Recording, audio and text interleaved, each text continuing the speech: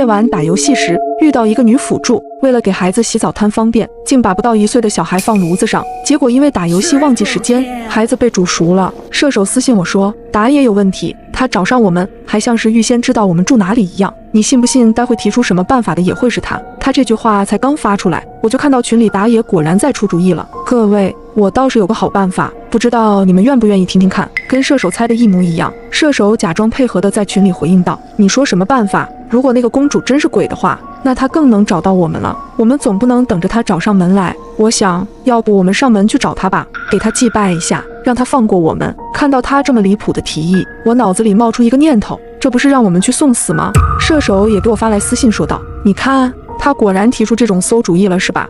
我回复道：的确是，但为什么他要这样做呀？我们去群里聊，把他的真实意图给套出来，说不定那个什么公主跟他是同伙呢。我马上切回了群聊。让我想不到的是，之前脾气不好的法师居然赞成了打野的说法，去倒是没问题。那你知道那个煮死小孩的女人她住哪里吗？打野回答说，这不是有新闻吗？我可以找人打听打听。果然事情似乎要按着打野的想法去发展了。而此时射手开口插了一句话：你不用找人打听了，我知道他住哪个单元哪号房。此话一出，我连忙私信问射手：你真的知道那个公主住在哪里？射手没好气地回我待会发我的住址门牌号不就行了？我就看看打野会有什么反应，看看他是不是真的要组织你们找过来啊。原来如此，群里打野在追问射手：你知道？为什么你会知道？射手继续编造事实解释道：因为我之前关注过这个新闻，而且我认识她老公。你们确定要去吗？要去的话我就发地址。本来我还以为这些话能唬到打野，让他知难而退，没想到打野却毫不犹豫的就答应了。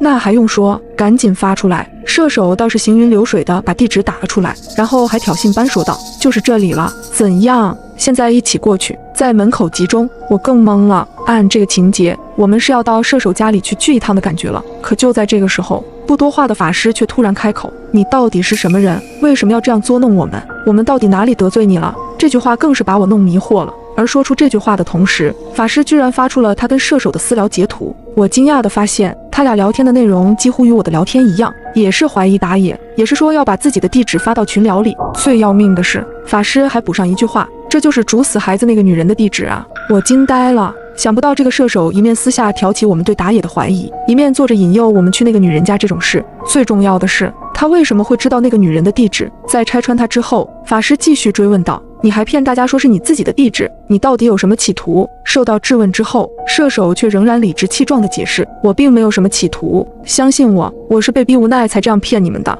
已经说到这个份上了，你们能懂吗？我忍不住打字质问道：我不懂，你到底是什么人？是不是你用什么方法把我们匹配到同一局游戏的？射手又解释说：我都说了自己是被逼无奈的了，还不懂吗？我是受到威胁了呀。至于我们是怎么排到同一局游戏的，我确实不知道原因，也不是我做的。但你们真的都跟那个女人毫无关系吗？射手艾特了法师，问道：你倒是说说，你怎么知道我发出来的这个地址就是那个女人的地址呢？法师沉默了好一会儿，没错，我当然知道那个地址了，难道就不能是我之前看到新闻好奇打听的吗？就因为知道，所以才不可能大夜晚的跑那里去。那一刻我又有点懵了，这两人仿佛知道很多内情，但他们却不愿意坦白说出来，只是互相打哑谜。射手又补充反问了一句：如果你们都认为自己跟那个女人一点关系都没有，那随时都可以退出这个群。我终于忍不住连续发了好几句争辩道：这不还是被刚刚游戏中那个女人给吓到了吗？我也想弄清楚到底怎么回事啊！你们要是知道实情就直说呀，藏着掖着干嘛？今晚游戏里的女人到底是不是7天前煮熟自己孩子，然后被老公砍死的那个女人？没想到射手却异常冷静地回答了我一个字：是。我头皮都发麻了。然后他又继续对我跟打野发出灵魂质问：上单你要是不知道这个女人的事，你能在几分钟内搜出关于她的完整新闻报道？还有打野你要是没一点问题，你会一开始就组织大家要去那个女人家里？看到第一句我正要辩解，可是看到第二句我却沉默了，因为可能群里的每个人都有问题。